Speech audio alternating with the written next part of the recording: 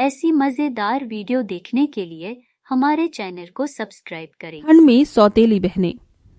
माँ, ये जगह कितनी ज्यादा सुंदर है ना। मैंने तो सोचा था मैं इस बार अपने विंटर वेकेशन में कहीं पर भी नहीं जा पाऊंगी। हाँ बेटा, ये पहाड़ी इलाका मुझे भी बहुत सुंदर लगा। उर्वशी, सौंदर्या, चलो हम लोग वहाँ चलते हैं। वहाँ का व्यू कितना ज्यादा सुंदर है ना। साहब एक गुब्बारा ले लो। बेटा, इतनी सी उम्र में आप लोग सड़क पर ऐसे गुब्बारे बेच रहे हो, कहीं कोई गाड़ी आ गई तो? आपके माता पिता कहाँ हैं? हम दोनों का दुनिया में कोई नहीं है। ये गुब्बारे बेचकर दिन में 10-20 रुपए कमा लेते हैं और उसी से ही गुजारा चलाते हैं। आप ये कुछ पैसे रखो और इससे कुछ खा लेना, ठीक है? नहीं साहब, हमें ये पैसे ऐसे मुफ्त में नहीं चाहिए। हम लोग गरीब हैं, लेकिन हम मेहनत का ही खाना पसंद करते हैं। आप इसके बदले ये सारे गुब्बारे ले लीजिए। उन दोनों बहनों को इतनी छोटी सी उम्र में इतनी ईमानदारी और मेहनत से काम करता देख सौंदर्या के दिल के अंदर उन दोनों बहनों के लिए ममता जाग जाती है। इन दोनों बच्चों का इस दुनिया में कोई नहीं है। देखिए ना, ये दोनों कितनी ज्यादा प्यारी और मेहनती हैं। क्यों ना हम इन्हें गोद ले लें। वेद को भी वो दोनों छोटी बहन बहुत ज्यादा पसंद आती हैं और वो उन दोनों बहनों को गोद ले लेता है। बेटा, ये सब तुम दोनों के लिए है और आज के बाद तुम तीनों बहनें हो। तुम तीनों कभी भी एक दूसरे का साथ नहीं छोड़ना। हम कभी भी एक दूसरे का साथ नहीं छोड़ेंगे। जब से ये दोनों इस घर में आई हैं, तब से मम्मी पापा सिर्फ इन दोनों से ही प्यार कर रहे हैं। मुझे तो भूल ही गए हैं। जो चीज सिर्फ मेरे लिए आई थी और वो चीज अब इन दोनों के लिए भी आ रही है। उर्वशी मन ही मन कीर्ति और सृष्टि से नफरत करने लगती है। वेद और सौंदर्या का सृष्टि और कीर्ति को इतना प्यार करना उर्वशी को बिल्कुल भी पसंद नहीं था, लेकिन शायद भगवान को कुछ और ही मंजूर था। ऑफिस जाते समय सौंदर्या और वेद की गाड़ी का ब्रेक फेल हो जाता है, जिससे उन दोनों का एक भयानक एक्सीडेंट होता है और दोनों की फौरन ही मौत हो जाती है। मम्मी पापा, आप दोनों क्यों मुझे अकेला छोड़कर चले गए? आप दोनों के अलावा मेरा इस दुनिया में कोई भी नहीं है। आप दोनों कुछ बोल क्यों नहीं रहे हो? उर्वशी दीदी, देखो ना, मम्मी पापा को क्या हो गया? ये सब सिर्फ तुम दोनों की वजह से हुआ है। पहले तो तुम दोनों ने मेरे मम्मी पापा का प्यार मुझसे छीन लिया और अब मेरे मम्मी पापा को ही मुझसे छीन लिया है। मैं तुम दोनों को कभी माफ नहीं करूंगी। उर्वशी अपने माता पिता की मृत्यु का कारण सृष्टि और कीर्ति को मानने लगती है और उनसे बहुत ज्यादा नफरत करने लगती है।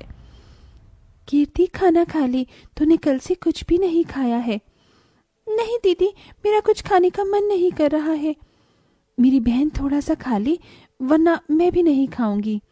अपनी बहन के कहने पर कीर्ति जैसे ही निवाला उठाकर खाने लगती है, वहां उर्वशी आ जाती है और खाने की प्लेट छीनकर जमीन पर फेंक देती है। पहले तो मेरी मम्मी डैडी को खा गई और अब यहाँ आराम से खाना खा रही हो। घर में इतने सारे काम पड़े हैं, कौन करेगा? जाकर जल्दी से घर के सारे काम करो, वरना तुम दोनों को मैं घर से ही निकाल दूंगी, समझी? फिर इस कपकपाती ठंड में सड़क पर भटकते रहना। कीर्ति, सृष्टि उर्वशी को अपनी सगी बहन मानते थे, इसीलिए वो उसकी सारी बात मानते थे। कीर्ति, सृष्टि ऐसी ठंड के मौसम में भी छोटी सी उम्र में ठंडे पानी में घर के सारे कामकाज करती हैं।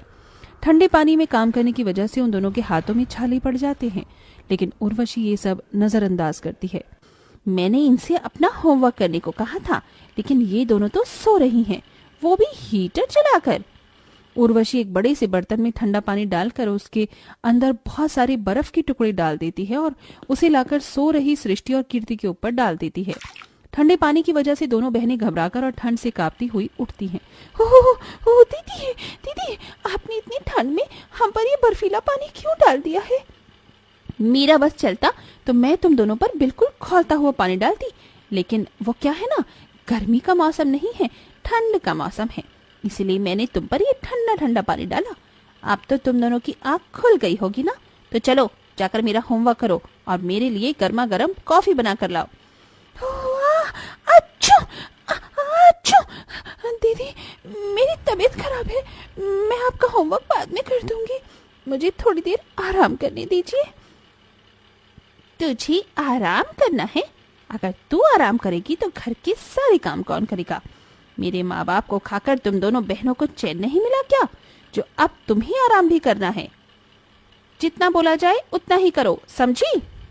उर्वशी का ऐसा बर्ताव कीर्ति और सृष्टि के पास सहने के अलावा और कोई चारा ही नहीं था।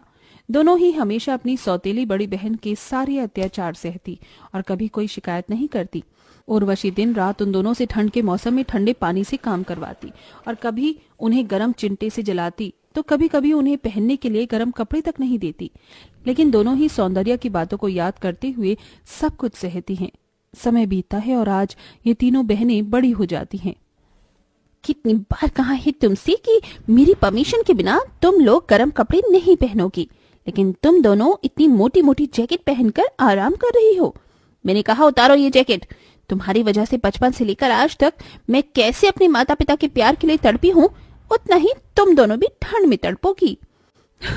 दीदी, हमें कितनी बार आपसे कहा है कि हम मम्मी पापा की मौत के जिम्मेदार नहीं हैं। आखिरकार वो हमारे भी तो मम्मी पापा थे ना। नहीं, वो सिर्फ मेरे मम्मी पापा थे।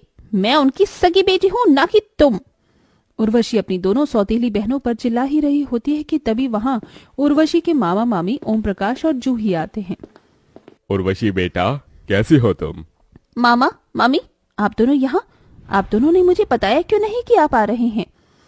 अगर हम तुम्हें बताती तो हम तुम्हें सरप्राइज कैसे देते? ये तुम दोनों यहाँ खड़ी खड़ी मेरी शक्ल क्या देख रही हो? जाओ मामा मामी के लिए नाश्ता लेकर आओ। उर्वशी बेटा, तूने अभी तक अपनी इन दोनों सौतेली बहनों को अपने साथ रखा हुआ है। मामा मामी, मैं तो कब से इन्हें निकाल देती, लेकिन माँ ने कहा था कि मैं इन दोनों का साथ कभी न छोड़ूं, इसीलिए मैं इन्हें इस घर में रहने दे रही हूँ। लेकिन मेरे दिल में इन दोनों के लिए सिर्फ नफरत है। आप दोनों यहाँ बैठिए, मैं अभी आती हूँ। उर्वशी के वहां से जाते ही, अच्छा हुआ इसके दिल में अभी तक अपनी इन दोनों सौतेली बहनों के लिए नफरत है। मुझे तो लगा था ये तीनों इतने सालों में मिल न जाए। अब हमें कुछ भी करके उर्वशी से जायदाद के पेपर्स पर साइन करवाना होगा और ये सारी जायदाद को अपने नाम करवाना होगा। ओम प्रकाश और जूही दोनों की नजर उर्वशी की प्रॉपर्टी पर थी। ओम प्रकाश और जूही को बात करते हुए कीर्ति और सृष्टि देख लेते हैं और जाकर ये सारी बात उर्वशी को बता देते हैं। तुम दोनों को शर्म नहीं आती मेरे मामा मामी के खिलाफ ऐसी साजिश करते हुए? पहले मुझसे मेरे माँ बाप को छीन लिया और अब मेरे मामा मामी को मुझसे दूर करना चाहती हो। दीदी, हम सच कह रहे हैं, हमारी बात पर विश्वास करो। जस्ट शट अप, निकल जाओ मेरे घर से और मुझे अपनी शक्ल मत दिखाना।